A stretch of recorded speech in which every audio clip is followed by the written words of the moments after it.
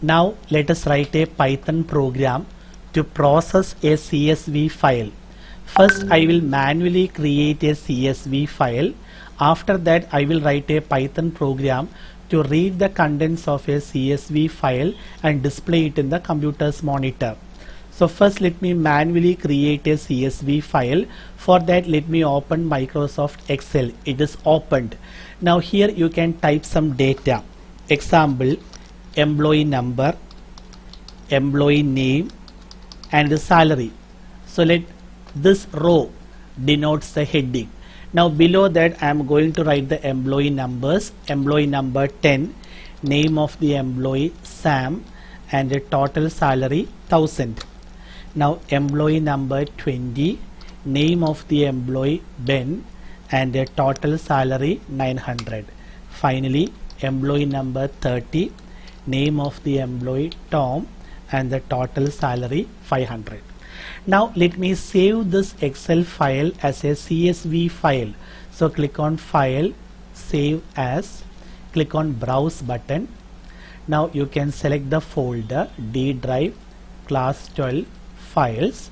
So let me save it as a CSV file. This is for DOS, this is for Macintosh and this is for Windows.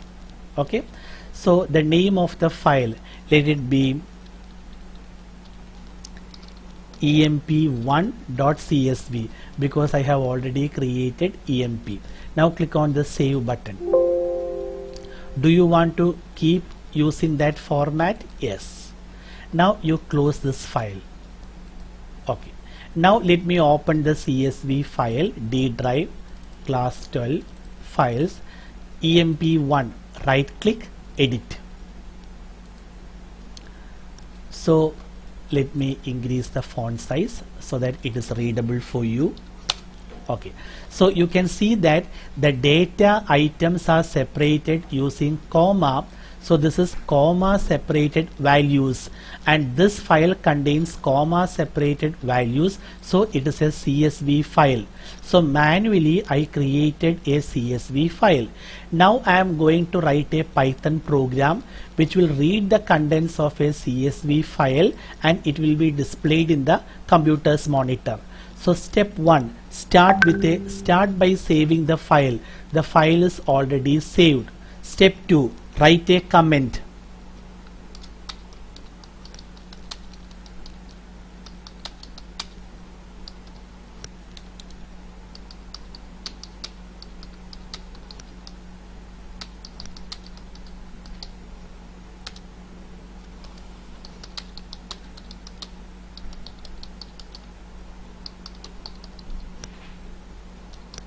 Okay, so you can write a comment like this: file exists in the computer's hard disk.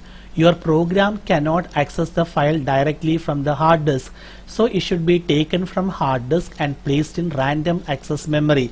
That is known as opening the file. In order to open the file, there is a function by the name open. Open function takes two arguments, comma. First argument, name of the file that you want to open. You can go for relative path d:// class 12 /files /emp1.csv. Second argument, why you are opening the file. The file is opened for reading purpose, so you can make use of R and let the variable name ifs point to this file. So ifs is a pointer pointing to this file. Now if you want to read the CSV file, there is a function by the name reader. Now within bracket the file pointer should be passed. So if I pass ifs, data will be taken from this file because ifs is pointing to this file. Now reader function is present in the module CSV, so it should be called as CSV dot. Certainly you need to import the module, so you can import CSV. Okay, the module is imported. Now CSV dot reader will read the whole data, and let a variable point to that data ll equals this one. Now CSV.reader will return the data as a CSV reader object. We need to convert that to a list. So if you want to convert the data to a list, it can be written as list within bracket CSV reader.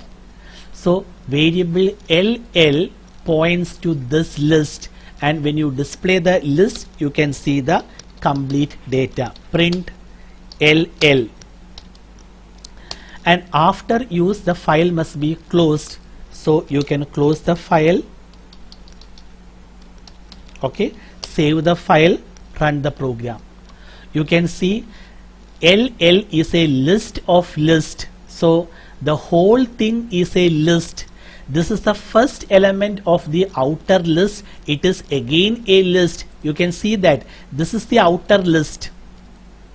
Now this is the first element of the outer list. It is again a list. Now this is the second element of the outer list, which is again a list.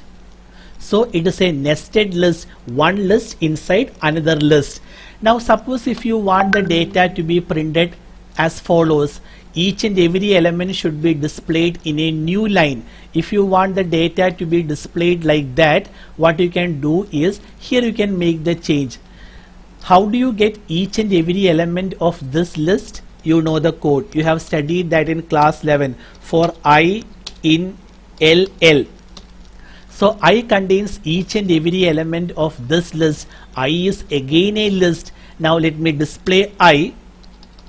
So print I. Save the file, run the program. So the first element of the outer list, the second element of the outer list, third element, fourth element, and so on. So the complete CSV file displayed in the computer's monitor. Now there is one more way of opening the file. You can very well make use of open. Now there is another way of opening the file, which let me teach you. You can make use of the keyword with open followed by the keyword as followed by file pointer. So you can open the file in this way also. If you open the file using with, the advantage is no need to close the file manually. Once the use is over, the file is automatically closed. That is the advantage of opening a file using with. Certainly alignment is important. These are all statements corresponding to with, and this is a statement corresponding to for. Okay, you can save your file. You can run the program F5. Okay. See, when you make use of with, the statement should end with a colon. So I did not put the colon. So don't forget, the statement should end with a colon. This is part of the syntax.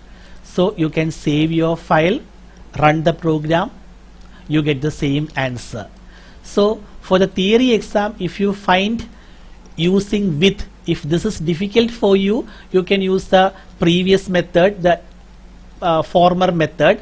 But if you make use of with, the advantage is manually you don't have to close the file. Once the use is over, Python will automatically close this file.